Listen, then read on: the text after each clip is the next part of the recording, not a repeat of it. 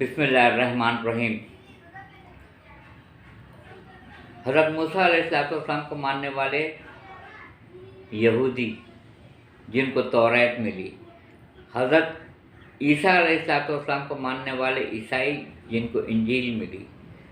اور حضرت رسول خدا صلی اللہ علیہ وآلہ وسلم کو ماننے والے مسلمان جن کو قرآن مجید دے کر اللہ تعالیٰ نے بھیجا۔ افسوسناک پہلو یہ ہے کہ جو اس وقت غزہ میں ہو رہا ہے، یہ سب کتاب کو بھی مانتے ہیں، اپنی اپنی کتابوں کو،